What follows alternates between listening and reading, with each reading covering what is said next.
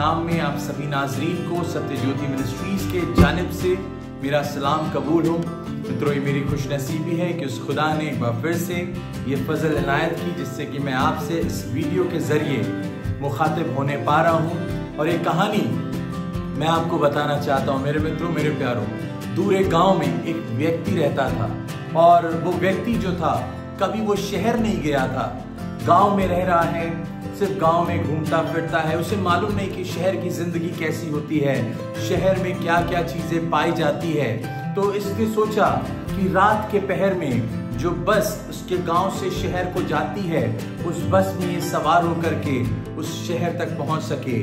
बड़ी खुशी से गया और काउंटर पे जाकर के उसने टिकट को खरीद लिया और दिन भर घूमता फिरा, सबको बताता फिरा कि मैं शहर जा रहा हूँ। दिन ढल गया, शाम आ गई, शाम से रात आ गई और अब वो समय आ गया था जब इसको बस में सवार होना था।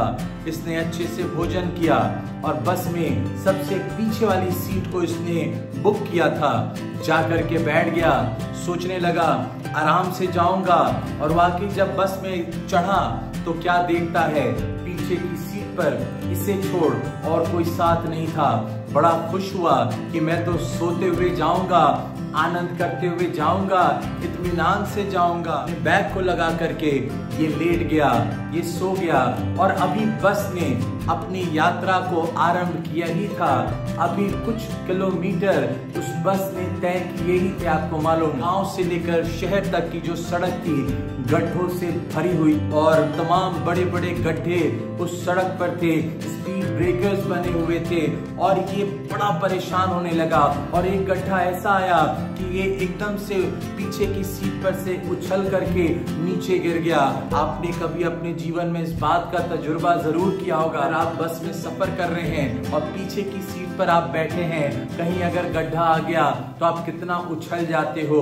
इस व्यक्ति का यही हाल हुआ और आनंद फानन में ये उठ करके अपने आप को संभालते हुए सीधे ड्राइवर साहब के पास पहुंच गया। ड्राइवर साहब, कैसे बस चला रहे हो? आपको दिखाई नहीं दे रहा है कि मैं पीछे की सीट पर सो रहा हूं? ड्राइवर ने बोला मुस्कुरा करके, भाई साहब मुझे माफ करना, दरअसल ये सड़क जो है गड्ढों से भरी हुई है। अगर आप नहीं चाहते हो कि आपको झटके लगें तो आप एक काम करो, मेरे करीब आकर के बैठ जाओ, मेरे पास आगे बैठ जाओ। और आपको मालूम, वो व्यक्ति गया, अपना बैग लिया और ड्राइवर साहब के पास आकर के आगे को बैठ गया।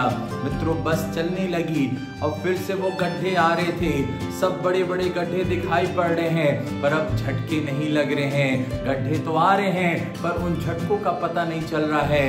मित्रों, मेरे प्यारों, पीछे से उठ करके वो जब ड्राइवर साहब के पास आकर के आगे बैठा, उसके सारे जो झटके लग रहे थे वो सब खत्म हो गए। मैं आपको बताना चाहता हूं मित्रों, जब हम परमेश्वर से दूर हो जाते हैं, जब हम पीछे की सीट पर बैठ जाते हैं, हमारे जीवन में विपत्तियों जैसे बड़े बड़े गड्ढे आने लगते हैं, परेशानियों के गड्ढे आने लगते हैं, बीमारियों के गड्ढे आने लगते हैं और जिंदगी हिचकोले खाने लगती है। तूफान में लगता है हमारा जीवन घिर गया है मित्रों। और आपको मालूम, समझ नहीं आता है कि ये विपत्ति क्यों आ रही है। हम भी कई बार मित्रों अपने जीवन में अकेले ही रहना चाहते हैं, पीछे की ही सीट हमें पसंद है। अरे कौन दुआ करे, अरे कौन बाइबल पढ़े, अरे कितनी आराधना करेंगे, कितना चर्च जाएंगे। मित्रों, मेरे प्यारों, आपको मैं बताना चाहता हूँ उस व्यक्ति ने क्या किया, वो उस चालक के पास जाकर के बैठ गया और आपको मालूम, एक भी उसे झटके नहीं लग रहे थे। मैं आपको बताना चाहता हूँ, आप भी चाहते हो अगर जिंदगी आराम से चले, जिंदगी में इत्मीनान रहे, जिंदगी में चैन, आराम, आशीषें आपके रहे और चाहते हो जिंदगी आनंद विभोर रहे, एक काम करना, जो हमारा परमेश्वर है, जो हमारा चालक है, जिसने हमारी जिंदगी को रचा है, उसके करीब आ जाना, उसकी हुजूरी में आ जाना। पीछे की सीट पे रहोगे तो हिचकोले जिंदगी खाती रहेगी। प्रभु के करीब आ जाना। बाइबल बताती याकूब की पत्री उसके 4 अध्याय की 8वीं आयत में, परमेश्वर के निकट आओ तो वो तुम्हारे निकट आएगा।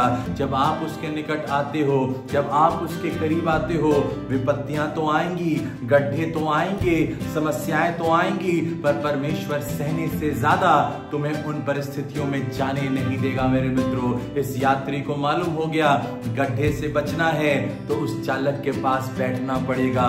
आप भी अपने तमाम परेशानी रूपी गड्ढों से बचना चाहते हो, बीमारी रूपी गड्ढों से बचना चाहते हो, आर्थिक समस्या रूपी गड्ढों से बचना चाहते हो, उस खुदा की हुजूरी में आ जाना। बाइबल बताती है परमेश्वर की हुजूरी में आनंद की भरपूरी है। ये झटके खत्म हो जाएंगे, ये समस्याएं खत्म हो जाएंगी, ये विडंबनाएं खत्म हो जाएंगी, ये परेशानियां खत्म हो जाएंगी।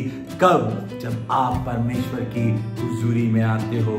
मेरे मित्रों, मेरे प्यारों, प्रभु के करीब आ जाना। अगर जीवन में इसको ले नहीं चाहते हो, जिंदगी में तमाम झटकों को आप नहीं चाहते हो, प्रभु से जुड़ करके रहना और उसके करीबी में बैठे रहना। प्रभु आप सबको बहुत आयत की।